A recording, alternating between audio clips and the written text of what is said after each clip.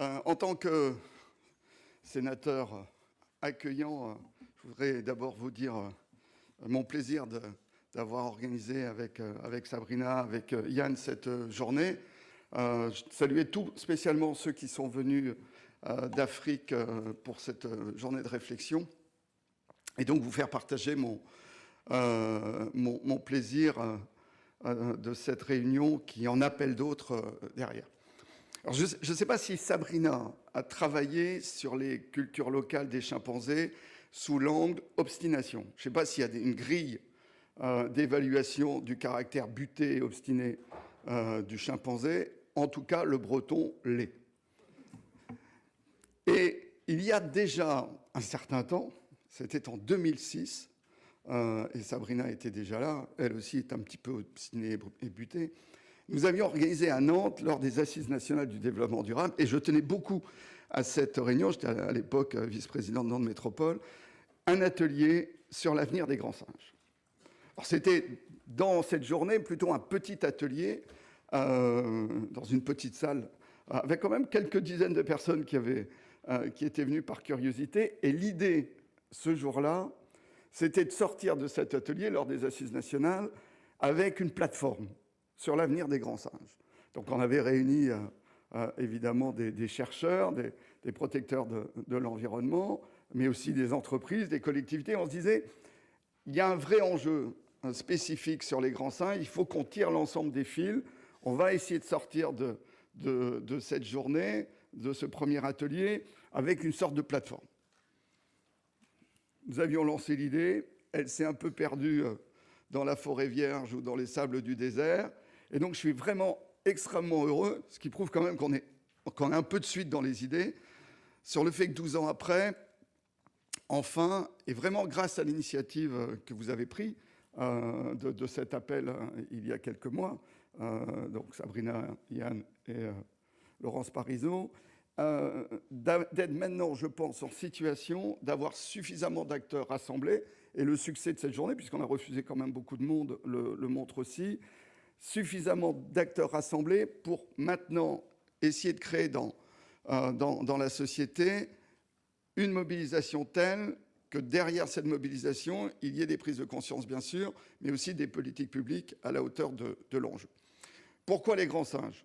Je pense que vous êtes tous convaincus de l'enjeu, mais il y a vraiment derrière la question de la survie, de l'avenir de nos cousins les plus proches, des membres de la famille, énormément d'enjeux. Il y a évidemment un enjeu de biodiversité, c'est comme on le dit une espèce parapluie, d'autres espèces, parce que c'est pas un grand singe, on fait quand même la différence, d'autres espèces dépendent aussi de l'avenir de la forêt tropicale, et donc bien évidemment la protection des grands singes, c'est aussi une protection de l'ensemble de la biodiversité, et c'est une protection du climat. Je passe relativement peu de temps sur les questions de biodiversité, j'en passe beaucoup plus sur les questions de climat. D'ailleurs, dans cette salle, je crois que c'est déjà presque complet, le 26 novembre prochain, nous présenterons le premier rapport mondial de l'action climatique non étatique, avec un chapitre sur la question des forêts, et la situation est véritablement catastrophique. On est bien obligé de commencer ce type de rencontre par un constat qui n'est pas un constat extrêmement positif.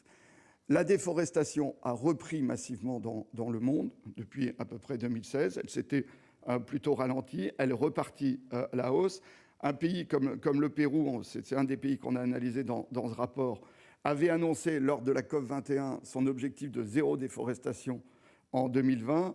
L'année dernière, c'est 140 000 hectares qui ont disparu, à peine moins que les années précédentes. Donc autant dire qu'arriver au zéro déforestation semble aujourd'hui quasiment inaccessible pour un pays qui est pourtant sur la scène internationale, un pays mobilisé sur les enjeux climatiques. Derrière, nous voyons arriver de nouvelles menaces. L'orpaillage, par exemple, n'est plus un phénomène secondaire, mais un phénomène quantitatif en termes de déforestation, avec aussi derrière des impacts sur la chasse, sur la viande de brousse, sur les espèces sauvages et évidemment l'intoxication des fleuves et rivières. Nous sommes donc dans ce monde difficile-là. Derrière les grands singes, il y a donc cet enjeu de biodiversité, cet enjeu climatique, et nous en parlerons notamment en début d'après-midi avec la présence du ministre François de Rugy, donc sur quelles mesures prendre par rapport à la déforestation et ce qu'on appelle effectivement la déforestation importée. Mais il y a derrière la question des grands singes bien d'autres enjeux. J'ai même tendance à penser que le premier enjeu est un enjeu culturel.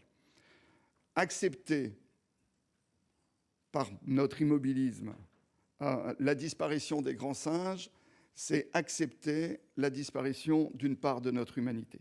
Si nous sommes capables d'accepter cette disparition, nous sommes capables d'accepter demain d'autres disparitions encore plus proches de nous. Donc je pense que la mobilisation autour des grands singes est d'abord un questionnement sur notre rapport au monde, sur notre cynisme par rapport à la disparition de la vie sauvage. Et je pense qu'effectivement, c'est une bonne entrée, y compris d'interrogation sur notre place dans le monde, sur ce sont finalement les valeurs culturelles qui nous animent. Et puis évidemment, derrière, je ne serai pas plus long dans cette introduction parce que l'important, c'est nos échanges, c'est vraiment la question aussi du statut de l'animal. Cette question-là, elle est aujourd'hui sur la table du législateur. Elle est extrêmement complexe. Elle confronte des rapports à l'animal, des rapports culturels ancestraux à l'animal extrêmement divers. Rentrer dans ce débat par la question spécifique des grands singes, de notre plus proche cousin, est probablement, c'est en tout cas mon avis, une manière apaisée, plus simple de rentrer dans ce débat-là, parce que là, nous sommes bien sur des animaux spécifiques et avec lesquels nous pouvons imaginer un droit particulier.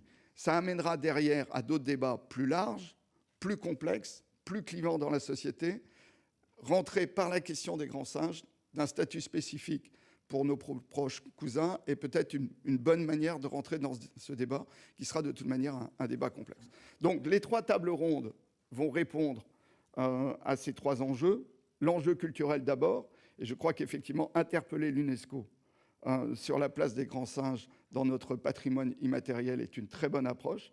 Revenir évidemment sur les questions de déforestation importée, et François de Rugy nous donnera aussi aujourd'hui les axes de sa politique, et on a bien compris que le débat de ces derniers jours fait que nous sommes dans l'actualité, et finir par le droit de l'animal et le statut spécifique des grands singes. Je crois que nous allons balayer l'ensemble des sujets, et que surtout, derrière nos échanges que nous espérons riches, et je remercie vraiment encore ceux qui sont venus de loin pour participer à ce débat, c'est bien la question de savoir comment nous allons derrière faire vivre un appel qui a rencontré quand même un succès considérable, nous organiser derrière, qui est bien le filigrane de notre journée. Donc merci de votre présence, bon travail à tous, parce que je crois que, pour reprendre le terme qui est utilisé dans l'appel, nous allons faire aujourd'hui œuvre de conscience. Merci.